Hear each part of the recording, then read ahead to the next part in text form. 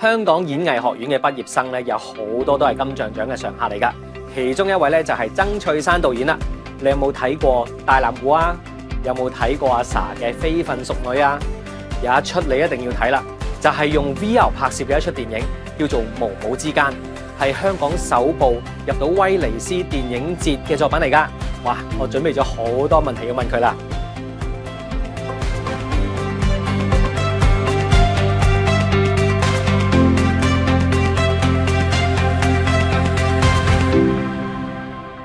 曾翠珊導演 Jessie，Hello， 歡迎晒，好開心，終於可以喺度同你傾偈啦。因為咧，其實你有好多好出名嘅作品啦，其實你有拍好多短片啦、電影啦、藝術嘅作品啦，甚至乎係一啲商業嘅作品啦都有啦咁樣。大藍湖係其中一個大家好中意嘅作品嚟嘅。當時點解會有一個咁樣嘅構思拍呢一個作品咧？Thank you Barry， 係咁其實大藍湖咧都一段時間之前，但係其實係我自己生命好重要嘅一個作品，因為都係關於我嘅即係家鄉嘅故事啦。大家知道即係我係村姑導演咁，即係自從大藍湖之後，即係可能更多人認識咁樣。咁係我自己都係人生第一部係長片喺自己嘅村落度拍嘅一個作品。即係你將你自己嘅生活嘅一啲回憶啦、點滴啦，就擺咗喺呢個作品裏面。冇錯，其實我基本上過去20年嘅創作都係好多時都係圍繞我自己嘅日常生活，我嘅村落。咁但係你可能有人會問，又係拍自己條村，但係我覺得每一次其實都有唔同嘅格式或者唔同嘅敘節手法，我都係發現緊一啲新嘅東西。即係到我而家今時今日2022年，其實都仲做緊我第2集嘅村落嘅紀錄片。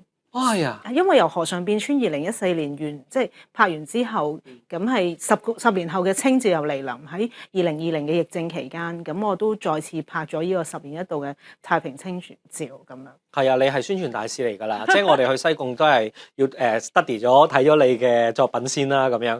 其實你除咗拍啲藝術嘅作品之外，你又拍商業作品啦，非分熟女啦，亦都即係得到好多提名咁樣啦。其實難唔難去到拿捏一啲商業同埋一啲藝術嘅作品嘅平衡啦？其實有陣時我都唔知我自己拿唔拿捏得好，但係可能我自己比較係一個平常心嘅人，就係我其實關心嘅題目、關心人，無論佢係短片咩格式，佢係獨立或者商業，即係只要講到個故事，其實就可以咯。咁所以我就係可能我有個係叫做無懼或者係無知，即係你唔有 fear 咧，咁我就乜都會試。咁就可能覺得如果個作品係要多啲成本嘅，我咪可能即係硬著頭皮，唔會諗自己拍啲好細嘅製作，哇點可以揾到大嘅錢？即係我諗我比較係擺埋一邊，就係我想做咁就去試咁樣。唔好停啊！就又得喎咁樣，或者即係仲覺得自己都好多嘢學習，因為好有趣。好多人覺得我拍完非分熟女一個長片，點解突然間又去做一個無母之間 VR 呢個製作咧？即係咁有一個可以咁多人睇嘅觀眾，到即係一個平台，可能電影院到 VR 其實係一個好個人嘅觀影經驗。大家會覺得點解你一個電影導演會做咗一個咁另類嘅東西？咁但係我又係覺得可能我比較即係好 open， 亦都可能同電影即係喺 APA 嘅成長有關。就係當時讀電視學院嘅時候，又會有drama school、dance school、music school， 就係唔係淨係電影，亦都好多唔同嘅界別啊。咁令到我覺得即係世界係即係同藝術世界係好多元嘅。咁電影都係其實等於講緊世界。咁所以其實乜嘢都有可能。咁所以我就冇框死自己。咁所以即係可能呢個原因啦，即係我係唔同嘅大細嘅製作或者格式，我都會即係中意就去做咯。講開無母之間咧，即係我要特別喺度講啊，因為對我嚟講好深感受，因為兩位主角就係我同學仔嚟㗎啦。我都啱啱先知。係啊，即係兩位係我同學啦，而呢一個作品咧就係我同學邀請我去睇啦。咁係一個 VR 作品嚟㗎嘛，可以講多少少？因為其實嗱拍電影啦、拍短片啦，同拍 VR 又另外一樣嘢啦，係嘛？我自己其實講翻就係電影其實都超過100年，咁VR 對我嚟講係一個好新嘅一件事，就係佢係一個我唔認識嘅領域。咁我今次其實喺翻學院電影電視學院嘅駐校嘅一個階段嘅時候，藝術家駐校嘅過程其實就係正做做一個 VR 呢個母母之間嘅製作。咁係好好就係喺 Spark 一個 research 嘅 centre 啦，咁就俾我有呢個空間。咁其實正就係想點樣由傳統去到一個利用嘅新科技去探索，即係一個敘事嘅可能。咁呢樣嘢係我自己都 proud of，就係即係習慣咗用係喺一個框一個 frame 裏面講故事咁多年啦。而電影就係其實一齊 within 個 frame 去講故事，但係喺 VR 製作就係打開拎走個 frame， 係 frameless 嘅。咁如果你有機會嚟睇嚟緊我嘅作品啦，母母之間其實就係你帶咗個 device， 你喺呢個沉浸式嘅一個空間裏面，你點樣透過影像聲音去引領你去望呢個世界，去睇呢個故事，你已經置身其中。咁裡面係唔係等於即係有少少唔同傳統電影係我 design 咗啲 shot 分鏡去令到你代入嗰個世界，但喺 VR 裡面其實你觀者係第一人稱裡面，你好有自由度去睇呢個故事嘅。好吸引呢一樣嘢，即係我喺度諗點解 APA 畢業嘅即係學生咧，佢哋出到去不斷係咁尋求突破啦。我相信你讀嘅時候，當時你讀緊書咧，係咪未有 VR 呢啲嘢㗎咧？未有，我諗喺演藝學院其實我好感謝就係嗰種你會覺得好開放、好 open。嗰個 open 你聽落好似 open 真係點？即係其實就係你見到好多可能性。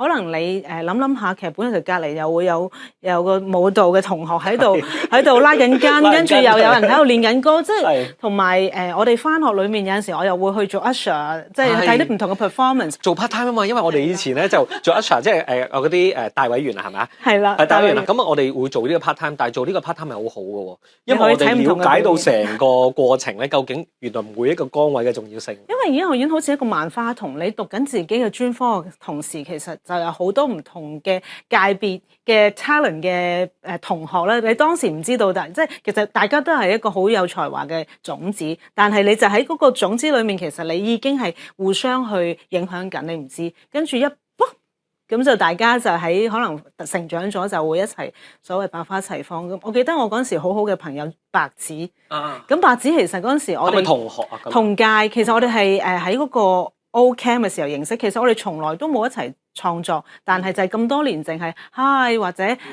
傾下偈咁樣，但係就好得意，最後都喺電影嘅平台相遇，亦都好開心佢即係由舞台劇演員到做電影。咁我諗嗰樣嘢係好似大家係一個 peer 一齊成長。咁演藝學院其實就有呢一個魅力，就係佢好多元、好開放咁樣。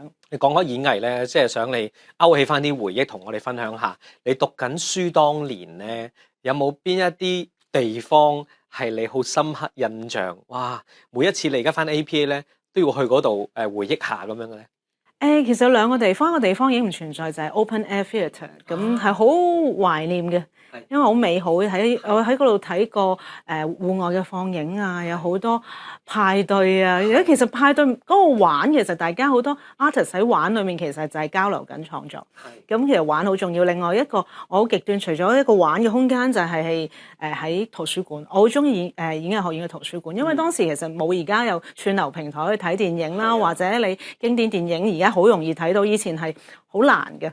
咁我記得喺圖書館，我成日即係有時逃課都去，就係睇好多法國新浪潮嘅戲啦、VHS 啦、好多帶啦、好多海外嘅雜誌啦。咁嗰陣時好多知識都喺圖書館可以即係睇到。圖書館我都有啲回憶。我嗰陣時讀書嘅時候都中意去圖書館，因為我哋做一啲舞蹈嘅演出之後就唔知道自己做成點啊嘛，就去圖書館睇翻我哋一啲演出嘅記錄，然後就睇翻原來喺觀眾嘅角度係咁樣嘅，咁所以我都係中意去圖書館。咁呢個我唔知，原來可以睇翻你哋嘅跳舞。係啊，有好多我哋以前嗰啲讀書嘅作品啊，可以攞翻嚟睇啊。係啊，所以如果係畢業生嘅話，就有機會可以翻嚟睇啦。但係其實而家有好多人咧都好想入行，好似你咁，可能想做導演或者想做演員，或者想做拍攝或者電視咁樣，有啲咩 comment 或者俾啲 tips 佢哋咧？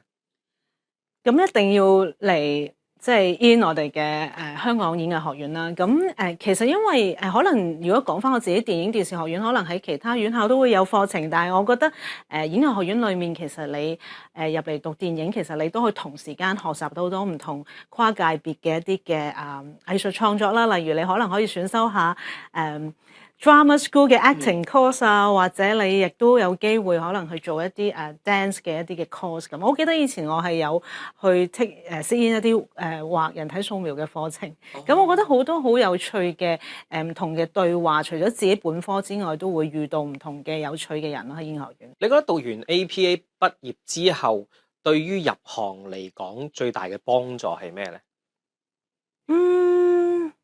我諗嗰個好難話直接最大幫助，而係我諗嗰個開放性啊，真係，即係係令我覺得好多嘢都有可能喺學院從細已經好多嘢睇到，即係唔係淨係要埋頭苦幹讀自己個課程咁樣。